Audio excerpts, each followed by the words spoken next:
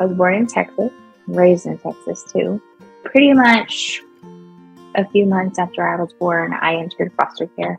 And it was a lot to go through before you're even 6 months old.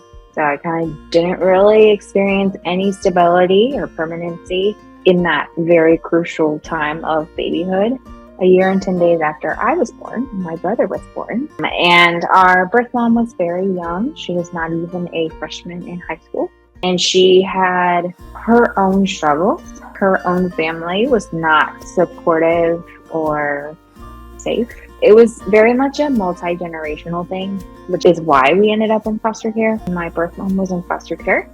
We were not placed in the same home. She was put in a different home, and my brother and I were put in a home together. And it was really a miracle that we stayed together. It's also really frustrating that our birth mom wasn't kept with us. And I understand, there's lack of, families who are willing to take a teen mom and things like that. But I'm also like, but that unnecessary pain was caused. I developed some behavior issues because I had not experienced healthy attachment with an adult in my whole life. So we were in this place of like, we really needed someone to like step in and be the adult for us, attached to us, all these different things. And instead of that, we were met with abuse and neglect.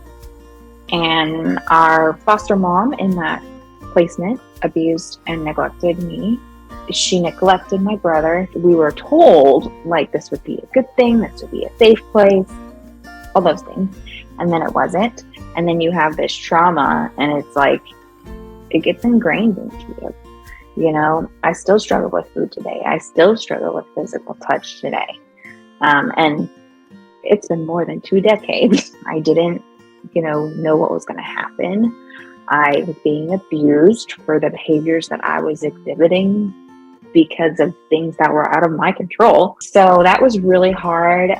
It really made our behaviors and developmental delays worse because we needed attachment and yet we were met with neglect and abuse. It just made us more and more unadaptable. We had one caseworker in particular. She really committed to us. She saw that we needed to get out. We just were kind of like spinning and not going anywhere. We had some potential placements, but they all wanted to split us up and take my brother, but not me because my behavior was so bad. And she was like, no, you can't do that. Like, you can't split these kids up. But at some point, my parents got our case file. And this is like for almost 5 years. So they got almost 5 years of case files, like tons of paperwork. So my mom, she spent all this time just reading through it. She said they read as much as they could. She called the caseworker and she said, these kids, I see they have these issues, whatever. And she was like, what's your take on it? Like, you've been with them. And she told me that the caseworker literally whispered. She was like, they just need a family. Yes, these behaviors are, maybe abnormal, but they just need a family. They haven't had that.